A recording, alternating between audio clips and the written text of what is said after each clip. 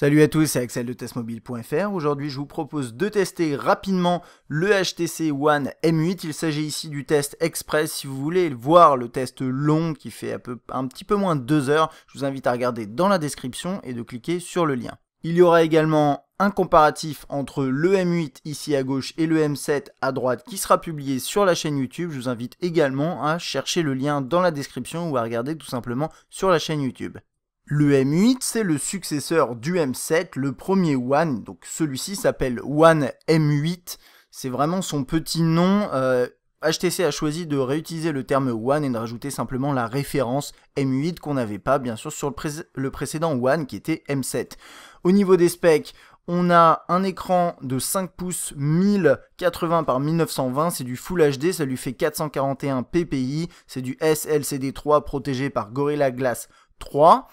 Il est 4G, compatible donc 3G+, et 4G, il tourne sur Android 4.4.2 actuellement, avec Sense 6, donc c'est sa toute dernière version, la surcouche HTC Sense.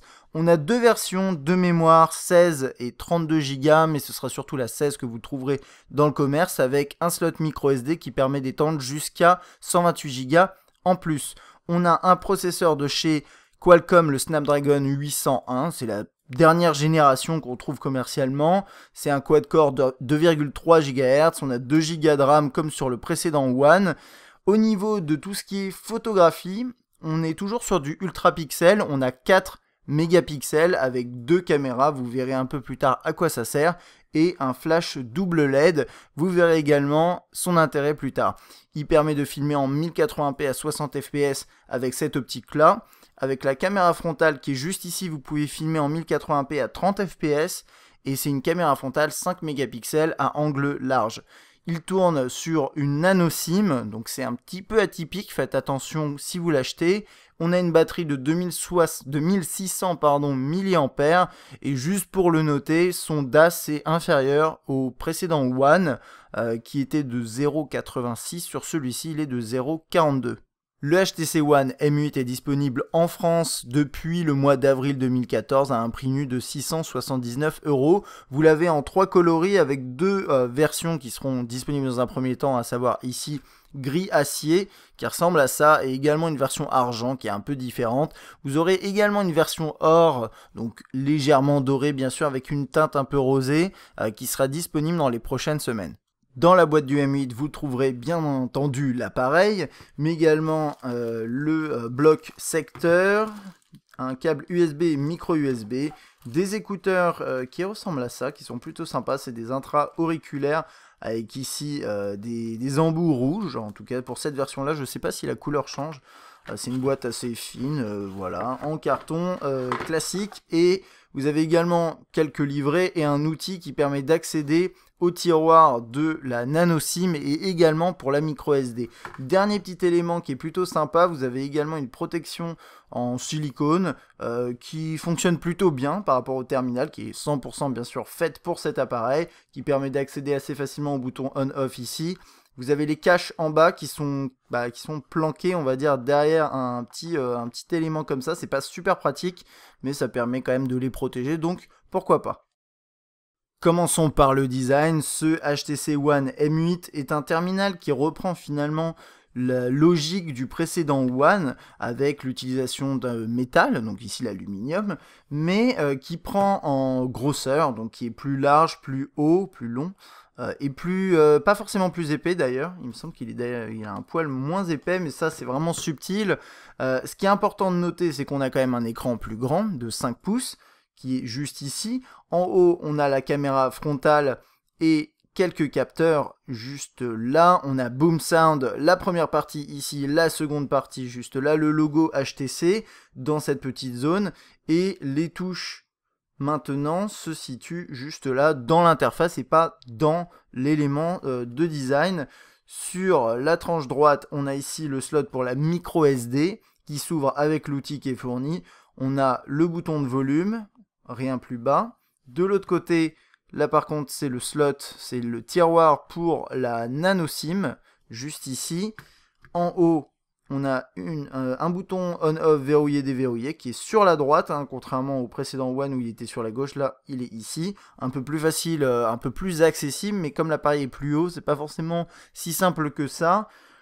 On a une partie en plastique ici avec le port infrarouge et ça permet aussi de faire un peu mieux passer les ondes dans la mesure où cette coque arrière unibody est quand même majoritairement composée d'aluminium. Ils ont quand même trouvé un moyen de faire bien passer les ondes et c'est vrai qu'en réception, on n'a pas eu trop de problèmes. Peut-être une perte un peu plus importante que sur le M7 au niveau du signal Wi-Fi, mais d'un point de vue GPS, j'ai trouvé qu'il avait un meilleur fixe. Donc il n'y a pas vraiment de gros soucis là-dessus. Et en dessous, on a le micro USB et le jack. Cette coque arrière possède un rendu, un finish alu brossé, qui est très très bien réalisé. Sur cette version acier, gris acier, sur la version argent, c'est plus mat, vous n'avez pas ce finish là. Le logo qui est incrusté de cette façon là. Et là, vous avez les deux optiques avec l'optique principale ici et le double flash avec deux températures différentes. Ergonomiquement parlant, c'est un appareil qui est quand même plus large que le précédent One, puisqu'on a un écran plus grand, et les bordures ne sont pas forcément très très fines, ça va, hein, mais c'est quand même pas aussi fin que sur certains autres terminaux. Donc, et il est aussi également plus haut que le précédent. Quand vous essayez d'attraper le bouton on-off verrouillé déverrouillé, c'est pas forcément toujours facile, mais vous pouvez néanmoins moyennant un petit mouvement de main. Mais ce qui est intéressant sur cet appareil, c'est qu'ils ont intégré plusieurs nouvelles fonctionnalités liées à un hub qui centralise tous les capteurs. Donc c'est un chipset dédié pour la gestion des capteurs et ça fait que vous allez pouvoir déverrouiller votre écran en faisant un double tap de cette façon-là. Vous pourrez également faire un mouvement de doigt pour accéder directement au widget. Là vous avez Blink Feed très rapidement également. Là c'est pour les widgets aussi.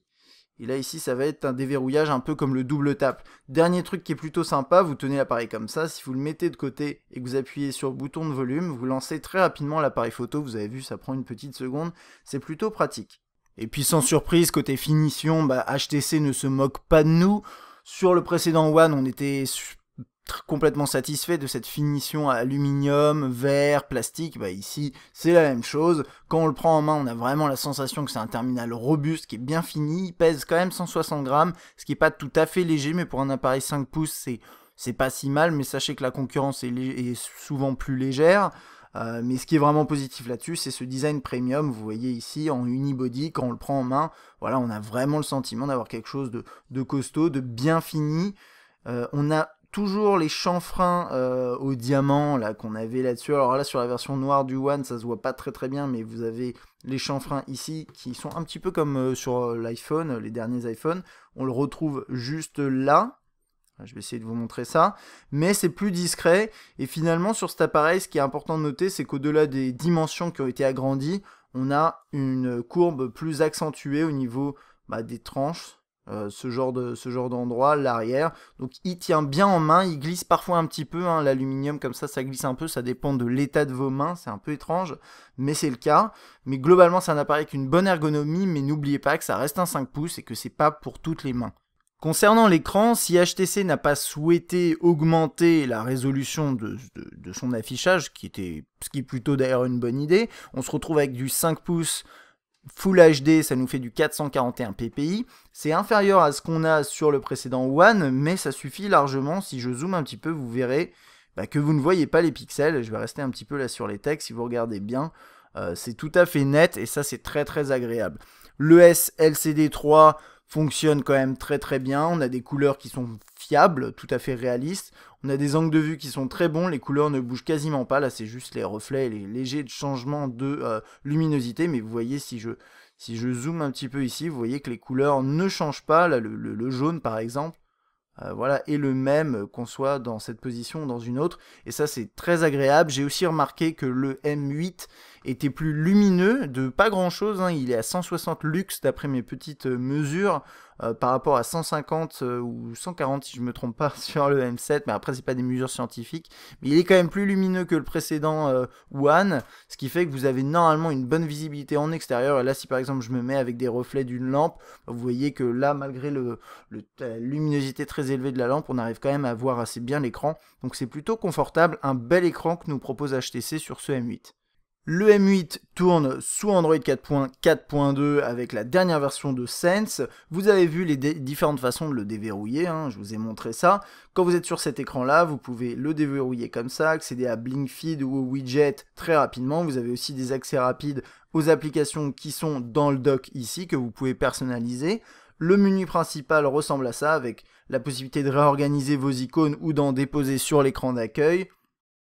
Vous avez un tiroir des notifications et des accès rapides à certains paramètres que vous pouvez ouvrir à deux doigts ou en appuyant ici. Là, il n'y a aucune notification, mais elles s'afficheront dans ce tiroir-là. Vous avez le multitâche qui fonctionne très bien. Vous pouvez couper toutes les applications en faisant comme ça. Et ici, vous avez tous vos widgets, à vous de choisir ce que vous voulez déposer et personnaliser votre écran d'accueil, hein, classiquement sous Android. Vous avez c'est pas une nouveauté, hein, puisque c'est quelque chose qu'on connaissait déjà sur le précédent One, mais vous avez toujours Blinkfeed, qui est une sorte d'interface qui reste, une sorte d'interface magazine qui reste toujours présente à gauche de votre écran d'accueil et sur laquelle vous allez trouver à la une toutes les informations que vous avez souhaité visualiser dedans. Vous pouvez ajouter vos réseaux sociaux, vous pouvez ajouter vos sites internet préférés. Alors vous avez certains sites qui sont proposés, mais vous pouvez aussi en rajouter via un flux RSS. Ça marche pas toujours avec le flux RSS, mais souvent c'est plutôt ok. Vous pouvez également ajouter, suivre des comptes YouTube, ce genre de choses. Vous avez un support de Fitbit, donc vous devriez normalement trouver là-dedans vos derniers résultats Fitbit très rapidement. C'est globalement mieux que la précédente version, parce qu'on a un peu plus de possibilités. On peut même créer des sujets. Donc si par exemple je suis intéressé par la Coupe du Monde, je peux rechercher Coupe du Monde. Je vais le faire très vite. Hop, voilà, Coupe du Monde. Entrée. Et ça va me déterminer, ça va me créer un sujet. Et si je m'y abonne, je vais retrouver dans Blinkfeed, juste ici, toutes les différentes informations, que ce soit sur les réseaux sociaux ou sur des sites internet relatifs à la Coupe du Monde. Personnellement, je sais que moi, je l'utilise très rarement. Ce qui est un peu gênant, c'est que si vous ne l'utilisez pas, vous ne pouvez pas la supprimer. C'est un écran qui restera sur la gauche de toute façon. Mais vous avez quand même la possibilité, via cet écran-là, qui permet de customiser votre écran d'accueil, de personnaliser l'écran ici que vous souhaitez avoir par défaut, donc vous n'êtes pas obligé de garder Blinkfeed, et même de base d'ailleurs, HTC ne vous le définit pas comme écran par défaut. Côté Apple, on a une interface très très simple avec des propositions qui s'affichent.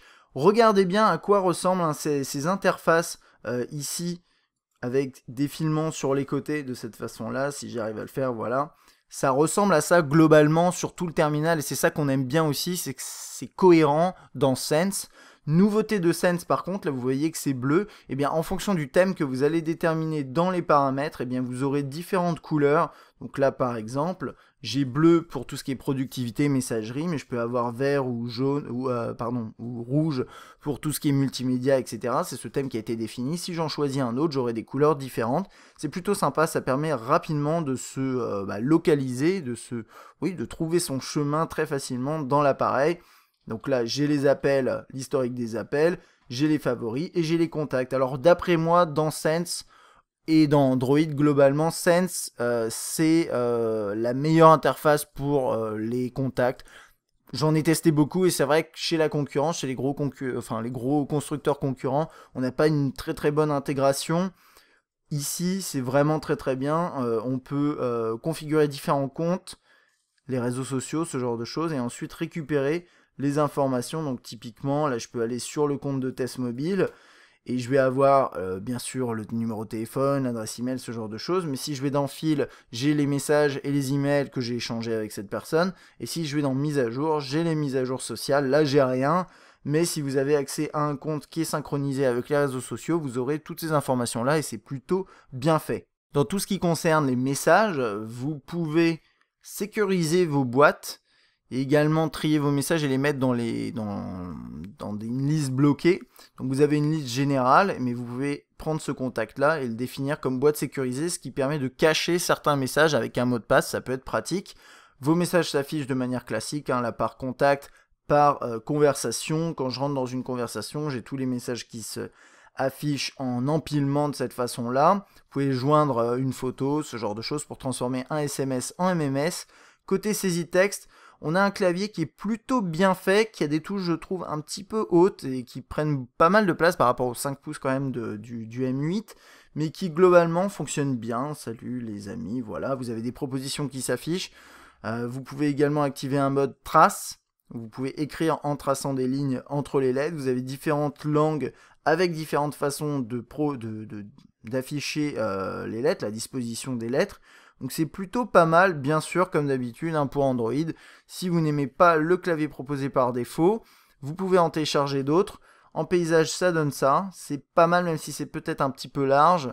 Mais globalement, moi, il me suffit largement pour l'instant. Je le trouve sympa. Le petit truc qui manque peut-être, c'est la possibilité de personnaliser les propositions en fonction de votre compte Gmail, de vos tweets que vous envoyez, etc. Mais si vous avez vraiment besoin de ça, vous pouvez toujours télécharger une application comme SwiftKey sur le Play Store. Côté email, on a toujours ici cette interface bleue, donc comme tout ce qui est contact, messages, etc. Là, parce que j'ai ce thème-là qui définit ce thème de couleur.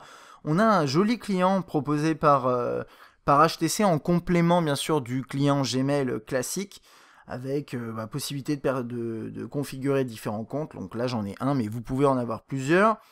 Il est plutôt réussi. Le seul petit truc que je vois, moi, c'est l'absence apparemment d'un widget sur l'écran d'accueil. J'ai pas trouvé de widget pour les emails, mis à part le widget Gmail classique ici. Donc ça, c'est un petit peu étrange. Mais après, c'est un utilitaire qui marche très très bien. Vous recevez vos notifications, vous pouvez trier vos mails, vous pouvez répondre de manière formatée. Il n'y a pas de souci par rapport à ça, ça marche bien. Pareil pour l'agenda. Couleur bleue parce que c'est productivité, messagerie, etc. Donc on peut visionner une vue moi de cette façon-là, donc très très esthétique on va dire, dans l'esprit HTC. Le petit truc qui me manque moi, c'est la possibilité de visualiser plusieurs événements pour un jour quand vous êtes dans la vue moi, typiquement ici. J'ai 2 événements sur ce jour-là, et il va m'afficher le premier, il va falloir appuyer là pour en voir 2. C'est un détail, parce que si vous basculez en mode paysage, vous voyez les 2, sinon le client est plutôt réussi, avec bien sûr des notifications, etc. Et vous pouvez le synchroniser avec beaucoup de comptes, bien sûr Google, mais pas uniquement.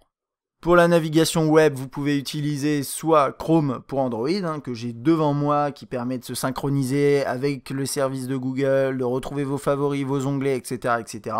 L'expérience est excellente, c'est un flagship 2014, là-dessus c'est pas une surprise, on a une très très bonne expérience. Et puis si vous n'avez pas envie d'utiliser Chrome pour Android, vous pouvez également utiliser celui-ci qui est le navigateur proposé par défaut dans Android, qui est légèrement personnalisé par HTC. On a toujours un système d'onglets, navigateur privé, etc. Il n'y en a pas un qui est meilleur que l'autre. Je dirais que Chrome est plus sympa parce qu'il va être amené de toute façon à être proposé exclusivement sur les terminaux Android. Et en parallèle de ça, vous avez ce système de synchronisation qui d'après moi est vraiment intéressant. Mais dans tous les cas, l'expérience est vraiment très bonne. On a un 5 pouces avec une bonne densité de pixels, les caractères sont bien lisibles. L'expérience est très fluide, très réactive quand vous zoomez, dézoomez, ce genre de choses. Donc là-dessus, vraiment carton plein sur le web, il n'y a pas de souci. C'est pas une surprise, encore une fois, on s'attend vraiment à ce type d'expérience sur du flagship haut de gamme de ce type. HTC intègre toujours Sense TV, qui est son système qui fonctionne avec le port infrarouge qui est juste sur le dessus, en partenariat avec Pile. Alors l'idée c'est quoi? C'est une télécommande avec en plus un programme TV. Vous configurez votre FAI, votre fournisseur d'accès, l'endroit où vous êtes, etc. Et ensuite après vous pouvez voir les films qui sont diffusés actuellement. Donc là hop je vois, il y a Winnie l'ourson apparemment qui est diffusé actuellement. J'ouvre la fiche, je peux visualiser et faire regarder maintenant. Et là, je ne l'ai pas configuré, mais si c'était configuré, il enverrait un signal à mon décodeur pour me permettre de regarder ce programme. Le petit truc sympa qui a été rajouté finalement avec ce système-là, c'est, on va dire, il y a 2 choses, mais c'est l'intégration sociale finalement. Par exemple, là, je suis dans le journal de 20h. Je vois le détail, je peux regarder le film, le journal, et ensuite je peux regarder la discussion de fans. Alors là, il n'a pas référencé de hashtag, mais si je vais dans Camelot, peut-être que j'ai un hashtag qui a été déterminé. Non, il n'y en a pas. Mais il y en a où il y a des hashtags, et notamment tout ce qui est football, et pas uniquement, mais c'est quand même majoritairement du football. Là, on a du rugby aussi, mais foot et rugby, on a les deux. Et donc là, j'ai les scores en direct, je peux rentrer dedans. Toc, ça charge, on voit le score. On a même le détail de tout ce qui s'est passé si vous n'avez pas la possibilité de regarder la télé. Et ensuite, là, on a le flux d'informations officielles. Donc là, c'est Twitter. On peut se connecter. Il faut se connecter à Twitter et à Facebook pour voir les infos. Et on peut également regarder les réactions des gens et en envoyer une. Donc avec Sense TV, maintenant, c'est en plus programme, télécommande, mais en plus un outil qui vous permet de regarder rapidement les informations liées à ce que vous regardez et d'échanger sur les réseaux sociaux. À ce propos, c'est vraiment bien fait. Côté photo, on a une nouvelle interface donc, qui a été retravaillée par rapport à ce qu'on avait avant, qui n'est pas forcément plus ergonomique, puisque maintenant il faut appuyer ici pour pouvoir accéder à l'appareil photo, à la fonction vidéo. Avant, tout était intégré en fait dans la même interface. Idem pour Zoé, qui est toujours là. Avant, on pouvait y accéder en appuyant sur le côté. Bon, c'est des petits détails, mais ça fait que vous avez besoin de faire plus de clics, entre guillemets, pour accéder aux différentes fonctionnalités. Après, les paramètres s'affichent ici. En photo, on a l'apparition d'un nouveau mode manuel qui est vraiment bien fait, avec possibilité de définir un focus manuel, la mise au point, bon, ça le focus c'était ici, mais voilà, vous avez pas mal de fonctionnalités que vous pouvez affiner manuellement, et ça c'est vraiment une très bonne chose. Ensuite, vous avez bien sûr un mode automatique, un mode nuit, etc. etc. Également, vous pouvez personnaliser ici dans les paramètres plusieurs éléments, notamment les options de l'appareil photo, le son du déclencheur, etc. La résolution, vous ne pouvez pas y toucher puisque de toute façon c'est du 4 mégapixels de base. C'est ce qu'on peut reprocher à ces terminaux HTC et Ultra Pixel, c'est le peu de mégapixels qui sortent. Et je vous invite, pour tout ce qui est qualité photo et qualité vidéo, à regarder soit le test long, soit le test écrit. Globalement, c'est un peu décevant. En fait, c'est pas spécialement mieux que le One précédent, je trouve. Enfin, ça, c'est vraiment mon avis. Et c'est pour ça que je trouve ça décevant. Je m'attendais à mieux et je vous invite, pour aller plus loin, à regarder le test écrit. À côté de ça, vous pouvez également filmer en Full HD, 60 fps. Alors, 30 de base. Vous pouvez également filmer en 60 fps ici. Et également filmer en mode ralenti. Ce qui est pas mal. Ça marche assez bien d'ailleurs. Vous pouvez zoomer, dézoomer, de cette façon-là, et pareil en vidéo, en photo, pardon. Dernier petit truc là-dessus, quand vous faites comme ça, vous basculez de la caméra frontale à la caméra principale, et ça c'est assez pratique. Faut comprendre comment ça marche, mais une fois que vous avez compris, c'est plutôt bien. Alors juste un petit point sur l'utilité des doubles flash LED et des deux caméras. Double flash LED, en fait, vous avez un deuxième flash avec une température un peu plus chaude, et ce qui permet d'offrir un rendu plus naturel sur les peaux, et ça marche bien. Donc ça, c'est la première chose. Pour les deux caméras là, le but principal en fait, c'est finalement vous prenez une photo, les deux photos, enfin la photo va se prendre en même temps avec les deux capteurs, et ce que ça permet de faire, vu qu'il est un peu en décalage, c'est de calculer la profondeur de champ et d'isoler certains sujets qui se retrouvent en premier plan pour pouvoir rajouter par exemple du flou en second plan. Je vais vous montrer ça très rapidement quand on passera dans la galerie. Vous avez toujours l'appareil photo Zoé, donc il est un peu plus facile à utiliser. Vous pouvez soit appuyer au moins 3 secondes pour prendre une petite vidéo full définition Zoé de cette façon-là, ou rester appuyé plus longuement pour créer une séquence Zoé plus longue. Donc là, je ne l'ai pas fait parce que je ne suis pas resté assez appuyé longuement, mais vous pouvez faire ça. Et ensuite, après, vous avez la plupart des effets qu'on a avec Zoé. Vous allez le voir après dans la galerie. Vous avez aussi un mode autoportrait avec un timer qui est plutôt pratique. Voilà. Paf, ça va prendre le cliché. Et un mode double capture qui utilise la caméra frontale et la caméra principale à l'arrière pour prendre, vous savez, des photos avec les deux en même temps, et un mode panoramique 360. La galerie reprend l'esprit du précédent One avec bien sûr cette interface, toujours avec, là vous voyez, c'est le thème de couleur de tout ce qui est multimédia. Vous pouvez accéder aux différents événements, on a un regroupement des photos par événement, il va savoir à quel moment et à quel endroit vous avez pris les photos et les regrouper, pas uniquement les photos, les vidéos, les Zoé, etc. Vous avez un tri par jour, mois et année, et ensuite ici par date, album et lieu. Alors, c'est bien fait, vous avez toujours les systèmes de highlights. Quand je rentre dans un album ici, là j'ai un highlight qui va se proposer par défaut, là c'est pas très intéressant, je vais essayer d'ouvrir, je sais pas, peut-être celui-ci, toc, c'est pas forcément plus intéressant. Mais bref, vous avez compris l'idée, vous avez un highlight qui va s'afficher, qui permet, en fait ça fait un petit montage avec vos différents fichiers ici, et vous pouvez également le modifier, gérer le contenu choisi pour le highlight, des thèmes et une musique, et après le partager sous format vidéo avec vos amis. C'est plutôt sympa à voir après hein, si c'est vraiment utilisé au quotidien, mais bon, peu importe, c'est proposé. Et ensuite après, vous pouvez accéder bien sûr à vos clichés, donc rentrer dans un dossier de cette façon-là. Donc là c'est des captures d'écran, mais vous pouvez voir également les photos que vous avez capturées. Donc là, par exemple, vous avez des photos de nuit, ce genre de choses. Bon, ici, c'est une photo de nuit.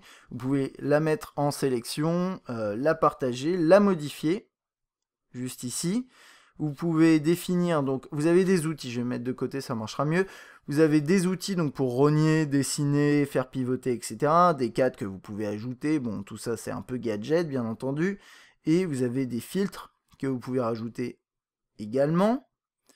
Le plus intéressant, c'est ce qui se trouve dans Effets. Et là-dedans, vous avez différentes propositions en fonction du type de cliché que vous avez pris. Là, c'est pas un cliché Zoé, donc j'aurai pas certaines fonctions que je vais vous montrer juste après. Mais là, par exemple, j'ai U-Focus, alors qui va pas fonctionner ici, mais qui permet, en fait, comme je vous disais, avec les deux capteurs, on peut déterminer la profondeur de champ, et ensuite appliquer un mode de flou à l'arrière. Et je vais essayer de vous montrer ça dans d'autres clichés. Donc là, par exemple, j'appuie sur U-Focus, et ça va rajouter un effet de flou en fond pour donner un sentiment de profondeur de champ. Ça marche assez bien, mais souvent, et là vous le voyez peut-être sur ce cliché-là, tout n'est pas bien entouré, tout n'est pas bien sélectionné. Donc là, par exemple, j'ai une zone de flou au-dessus du stabilo, j'ai ma main qui est un peu floue. C'est ce genre de choses. Là, ici, c'est complètement net, alors que ça devrait pas l'être. Enfin, c'est ce genre de choses. Ça marche bien.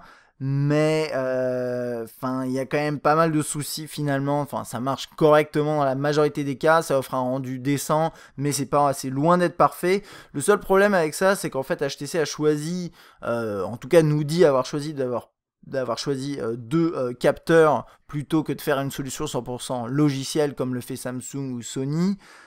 Pour offrir un meilleur rendu, et moi pour l'instant je suis pas persuadé que ce soit le cas. Là donc c'est le mode avec flou. Ensuite, vous avez également un système ici pour mettre des effets en arrière-plan. Et vous pouvez rajouter d'autres effets ici, un mode dimension plus, où c'est une sorte de pseudo 3D. Bon, là, c'est des petites options gadgets, des autocollants, ce genre de choses. Et si on file voir un cliché Zoé, je vais essayer de vous trouver ça assez rapidement. Je pense que ça, voilà, c'est bon. Hop, modifier. En plus de ça, on a création d'un GIF. Alors ça, c'est plutôt sympa, un GIF animé. Effet stroboscopique et retouche, suppression. Enfin, ça, c'est toutes les options qu'on avait classiquement sur le One. Et d'après mes différents tests, ça marche pas trop mal, mais c'est toujours aussi capricieux que sur le précédent One. J'ai testé avec des plans vraiment fixes, et le mode, par exemple, le stroboscopique marchait dans, on va dire, 20 à 30% des cas. Donc c'est un petit peu dommage, mais en espérant qu'il y ait une mise à jour qui tombe pour améliorer tout ça. Globalement, l'appareil photo, au-delà de la qualité, moi je trouve que l'interface est assez claire, c'est assez simple de l'utiliser avec la galerie en parallèle, mais toutes les options qui sont proposées, d'après moi, restent de l'ordre du gadget et marchent pas toutes à la perfection. Si bien sûr c'était le cas, si c'était parfait, je dirais pas que c'est 100% des gadgets, mais dans le cas présent, je trouve pas que ce soit très très intéressant, et dans la mesure où la qualité photo et vidéo, vous le verrez dans les échantillons, est pas forcément très très bonne, j'aurais préféré que HTC se recentre sur la qualité des clichés et oublie un petit peu ces gadgets à côté qui ont l'air de faire un peu de distraction et de l'empêcher finalement de faire tout simplement un bon appareil photo. Toujours en lien avec l'appareil photo, sachez qu'une application Zoé à part sera disponible cet été 2014, qui permettra notamment de permettre à vos amis de participer dans vos Zoé, dans vos highlights Zoé, pour intégrer eux-mêmes des photos et des vidéos dans vos éléments. Pour l'instant, on est un peu dans le flou par rapport à ça, mais normalement cet été, vous aurez quelque chose de proposé. Le lecteur musical est sympathique, toujours avec cette interface, avec possibilité de défiler sur les côtés. Là, on a différents tris lus récemment, artistes, albums, etc. Quand on rentre dans un fichier, quand on commence à lire un fichier, on a la pochette qui s'affiche en grand, On peut défiler à avoir le visualiseur avec les paroles quand elles sont proposées. On a la liste d'attente juste ici, les options classiques dans l'interface là, vous voyez que le thème ici est orange puisque c'est une option, c'est un outil multimédia. Quand vous lisez la musique, hop, voilà, vous avez un widget qui s'affiche ici, vous avez la possibilité de contrôler la musique également via les widgets d'écran d'accueil comme ça. Et sur l'écran de déverrouillage, vous avez ça qui s'affiche pour contrôler très rapidement la musique. C'est plutôt bien fait. Alors côté qualité du son, on a toujours Boom Sound comme sur le One, donc 2 haut-parleurs stéréo amplifiés. Et sur ce M8, ils sont plus puissants et plus performants globalement de 25% d'après HTC. On l'a vérifié et effectivement, ça envoie du lourd.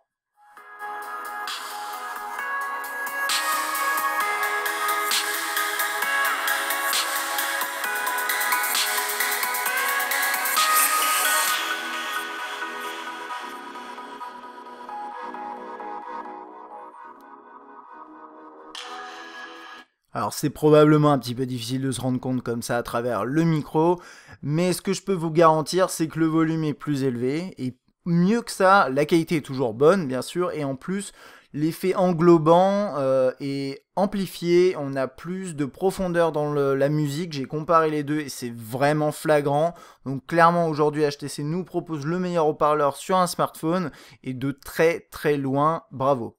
Comme HTC a implémenté sur son M8 un système de capteurs, un chipset qui centralise tous les capteurs, et bien maintenant c'est compatible avec l'application Fitbit, il y a un partenariat qui a été fait, et donc normalement avec Fitbit vous êtes censé utiliser des bracelets, ce genre de choses, et bien là vous pouvez traquer différentes données sans avoir à utiliser un bracelet. Ça marche assez bien si vous avez envie d'utiliser cette application avec votre terminal pour éventuellement basculer sur un accessoire par la suite. Plutôt pratique également, un mode voiture, un vrai mode voiture avec des gros boutons, on appuie à 3 doigts pour lancer la commande vocale, voilà. On a la possibilité d'accéder rapidement à toutes ces interfaces et avec des vrais gros boutons pour la voiture. Encore une fois, je ne vous conseille pas d'utiliser votre terminal quand vous êtes au volant, mais si vous devez l'utiliser, utilisez ce type d'interface, ça marche très très bien et la commande vocale a l'air plutôt performante dans la majorité des cas. Pour le reste, on a pas mal d'applications classiques de type horloge. On a un mode enfant qui n'a pas changé par rapport au One et qui n'est pas du tout intéressant à mon sens. On a également HTC Scribe qui permet de prendre des notes en dessinant à l'écran. Pourquoi pas un système de gestion des tâches, la possibilité de consulter la bourse. Et moi je vais passer, on a la météo également, et du coup je vais m'attarder plutôt sur tout ce qui est autonomie. Alors d'après ce que j'ai constaté en faisant mon test classique d'autonomie, le termine à 41%. Après toutes les étapes classiques, je vous invite à regarder la courbe sur le test écrit. Concrètement sur le M8, ce que j'ai constaté c'est que vous aurez plutôt un jour, voire maximum 1 jour et demi d'autonomie. Si vous l'utilisez beaucoup sur des tâches lourdes comme par exemple de la vidéo, du GPS, ce genre de choses, ce sera 1 jour maximum. Si vous l'utilisez de manière plus légère, 1 jour et demi, mais de toute façon avec l'impératif de le recharger le lendemain. Si vous l'utilisez vraiment légèrement, et dans ce cas-là, pourquoi acheter un smartphone de ce type-là, mais pourquoi pas, vous pourrez pousser jusqu'à 2 jours en utilisant le mode d'économie d'énergie max, extrême il s'appelle, voilà, qui est ici, qui permet en fait d'arrêter d'utiliser certaines applications, certaines data, etc. Et de baisser la luminosité quand vous êtes en dessous d'un certain seuil. Ça peut être assez pratique si vous avez vraiment besoin de conserver votre appareil un maximum de temps. Il n'est pas spécialement impressionnant niveau autonomie, mais une grosse journée, c'est concrètement envisageable avec ce M8. Pour terminer, les performances de ce M8 sont tout simplement excellentes. On s'attendait pas à moins, mais sur des benchmarks ici comme Antutu, on est à 34 000, 35 000, ce qui équivaut finalement, si on s'attarde un petit peu là-dessus, à un score légèrement inférieur au Note 3. Moi je pense que c'est quand même, c'est kiff-kiff, c'est à peu près la même chose. Dans l'interface, ça marche très très bien sur le web aussi. Il n'y a pas de souci, aucun petit lag, il n'y a vraiment pas grand chose, pas rien à lui reprocher d'ailleurs par rapport à la réactivité dans l'interface. Vous pourrez faire tourner n'importe quel jeu sans souci, donc c'est pour moi pas une surprise, mais c'est excellent, enfin il faut le noter. Le M8 aujourd'hui, c'est clairement le smartphone d'HTC le plus puissant et il vient rivaliser sans souci avec tous les derniers venus de ce début d'année 2014. Alors pour conclure sur ce M8, qu'est-ce que je dirais? Eh bien, c'est un beau smartphone, un excellent smartphone aujourd'hui sur le marché, un beau successeur au One. Est-ce qu'il est révolutionnaire? Non. Est-ce qu'on s'attend à ce qu'un successeur d'un appareil qui était très réussi soit révolutionnaire? Eh bien, pas forcément, mais c'est vrai que j'ai pas été forcément bluffé par l'intégralité du smartphone, mais par quand même beaucoup de points, donc je vais vous les résumer. Le premier point positif pour moi, c'est le design premium, extrêmement premium. Si vous avez besoin, vous avez envie surtout d'un smartphone avec un design robuste et de qualité, d'excellente finition, avec la sensation vraiment d'avoir un appareil de qualité dans la main, eh bien c'est peut-être l'appareil qu'il vous faudra. L'ergonomie est plutôt bonne, bon on est un petit peu moins bien d'après moi que sur le M7, ce qui est logique étant donné la montée en taille de l'écran, mais vous avez toujours ces petits mouvements là qui permettent d'aider un peu. On a également le double parleur Boom Sound qui est excellent, et au-delà d'excellent, pour moi c'est vraiment une tuerie, voilà, point barre. L'écran est très très bon également, rien à envier à ce que propose Samsung. Alors peut-être au niveau des noirs, on a des noirs un peu plus noirs chez Samsung, mais ici c'est quand même excellent. Le Super LCD 3 c'est une belle technologie. On a aussi une belle interface qui est cohérente, qui est facile à utiliser. Il y a pas mal de petites fonctionnalités un peu partout, notamment dans l'appareil photo, mais c'est jamais vraiment déroutant à l'utiliser. Et si vous aimez bien les interfaces réussies, bien travaillées, eh bien écoutez, pour moi, Sense c'est une des plus belles surcouches pour Android. Autre chose, l'expérience d'un point de vue performance, d'un point de vue fluidité est excellente, que ce soit sur le web, dans l'interface ou en jeu, là-dessus, il n'y a pas de souci. L'autonomie n'est pas impressionnante, mais elle est dans la moyenne, donc ça c'est un point ni positif ni négatif. L'appareil photo en soi, est-ce que c'est vraiment un point négatif? Bien, pas forcément, c'est juste qu'il m'a un peu déçu, je m'attendais à mieux par rapport à ce qu'on avait sur le M7, et si vous cherchez un appareil photo, un terminal mobile qui prend des photos que vous pourrez ensuite un peu exploiter, ou qui offre vraiment le meilleur rendu possible, et ben le M8 n'est pas pour vous. Il faudra regarder peut-être plutôt du côté des terminaux Lumia de chez Nokia, ou peut-être des Sony, notamment le Z2 qu'on n'a pas encore testé, mais qui offre quand même à mon avis un très très bon appareil photo. Là-dessus, en fait, ce que HTC privilégie, c'est la capacité à vous amuser avec votre appareil photo et à sortir des clichés qui sont globalement satisfaisants pour des partages sociaux, ce genre de choses, mais ça ne va pas plus loin. Si vous avez actuellement un HTC One de précédente génération, eh bien écoutez, vous pourriez potentiellement basculer sur ce nouveau venu, ne serait-ce que pour la taille d'écran, la différence d'écran et la possibilité d'avoir un peu plus de place. Vous avez également une nouvelle interface et on ne sait pas encore si elle sera disponible là-dessus. Pour le reste, pas nécessairement, parce que ça reste encore un terminal vraiment excellent aujourd'hui sur le marché. Et pour comparer aux autres concurrents qui sont à venir, il faudra attendre un petit peu puisqu'on les a pas encore testés. J'espère que ce test express du M8, du One M8 de HTC vous a plu. Si vous avez envie d'aller un peu plus loin, je vous invite à regarder le test long qui est sur la chaîne YouTube et à lire bien sûr le test écrit sur testmobile.fr. J'espère que cette vidéo vous a plu. N'hésitez pas à mettre un petit like et à vous abonner si vous ne l'êtes pas encore. Et moi je vous dis à la prochaine.